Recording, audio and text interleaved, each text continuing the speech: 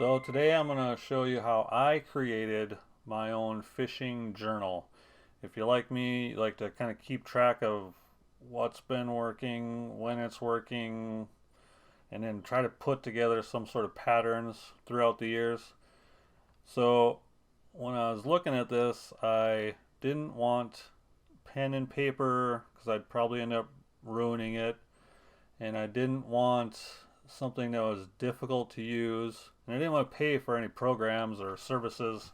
I wanted something free and easy to use. So I was looking for something that could be used from my phone, and I wanted it in a way that I could just fill out a form, kind of like a quick and easy submission form, and it would get sent to a spreadsheet, something that I could later dabble with. In the spreadsheet, I could kind of start putting together trends or nuances, and realizing what works, what don't work, etc. So what I found was I can use Google Drive. So go to google.com, and up in the top right here, click on the square boxes and then find Drive. And then make a new up here, new, and forms. Go to forms, blank form. Okay, now from this, you can fill it out to however you want. So make a title, fishing journal, whatever description you wanted, established, whatever, 2022, so, for example. And then you can start filling out these questions. So let's see, this first one I'll make drop down. I like drop down the best. Let's say first thing is start time, so I can start keeping track of what time of the day works. So start time, I might put whatever, 3 a.m., 4 a.m., 5 a.m., and I'll just round off to the nearest hour to make it simple. I want this as simple as possible. You get the gist of it. You could fill this out all the way. With every hour in it, and then it's set up and ready to go. So there's one thing. Now I'm going to want to stop time as well. So you click the add question button here. Now it brings up the second question. Let's do stop time. And we'll do drop down again. Let's say 2 p.m., 3 p.m., 4 p.m. And obviously you can fill out all the hours for this if that's what you want. Okay, so there's, obviously you would fill this out all the way with all the hours, or you can do it your own way. You can put in whatever questions or whatever you want to track. So for me, I'm doing start time, stop time. There's the first two things I'm tracking. Say I want to add in the conditions of the day. I can add in conditions. And we'll do drop down. Oy. So let's say sunny, partly sunny, cloudy, or let's call it overcast, and cloudy, rainy. Yeah, so there's conditions as another question. Let's say another one, we want barometer.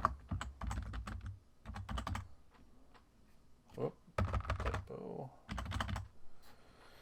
And we'll go drop down, and we'll see. You could leave it as a blank, or some people maybe want to track if it's falling, steady, rising, etc. Or maybe some want to put in the actual. So let's say short text, that would allow you to put in 28.7, whatever the barometer is for the day. However you want to set that up. Short answer will let you put in something short. Paragraph will let you put in something long. Drop down means you got to pick from what you've created. And then I'll say we want to add, oh, what's another something to add? Most successful depth, for instance.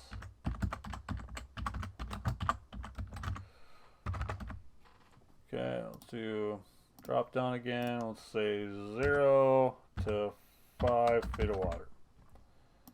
Let's go 5 to 10 feet of water. Another one, 10 to 15 feet of water. However you want to set this up, put it in whatever depths you want. You're tracking what you want to track, so you can make this whatever you want it to be. When I made it, I wanted it somewhat simple. So I'll give you, here's hours, right here. I have start time, end time, water temperature,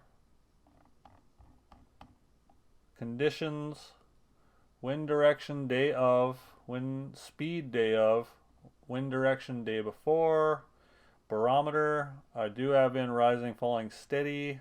It seems like we don't get that right or we don't actually put it in half the time. So what I end up doing is going back on a weather app and putting in what the actual barometer is. So I'll probably end up changing this to an actual barometer number, but that's what it's set up as.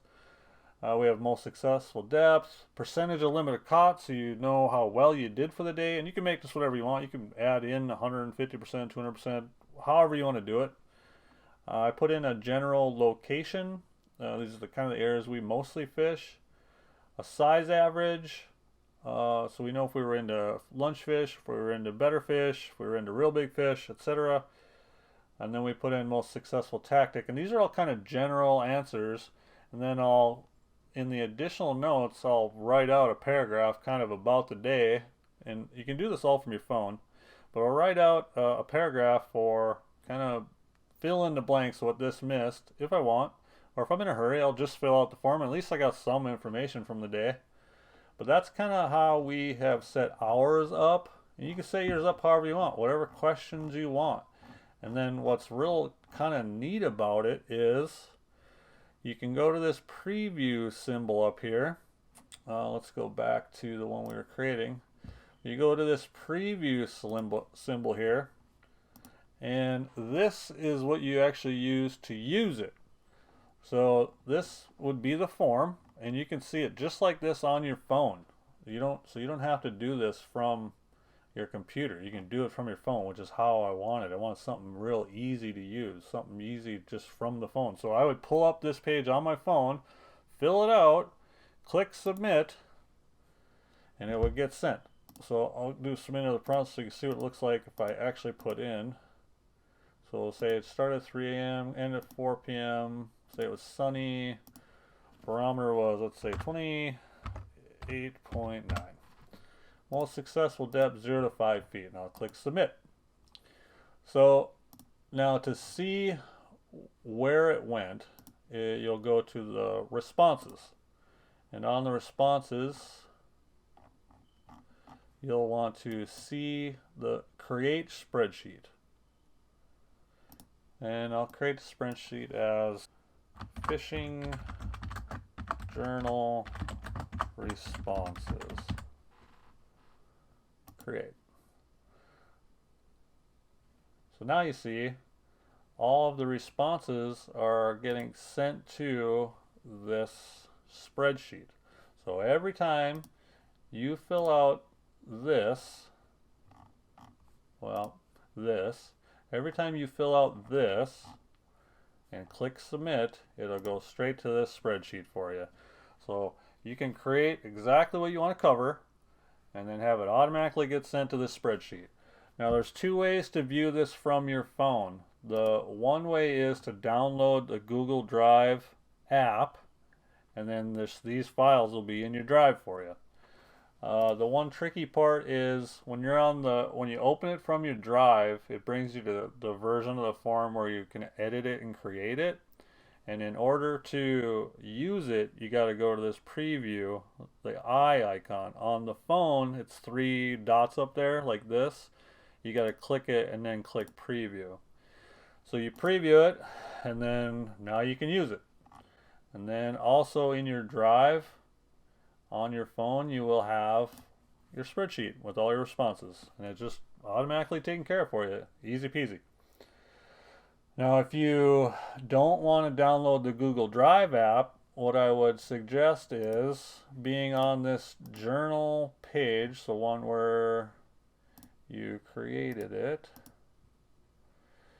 and then click on the preview button to bring up the journal, the one that you can use, and then just copy this URL and email it to yourself and just save it somewhere. So if you email it to yourself, then you just click on the link in the email, bring up the web page. You can bookmark it to your phone if you want, or you can just save this link somewhere where you'll never lose it, you know, in your notepad on the phone or wherever.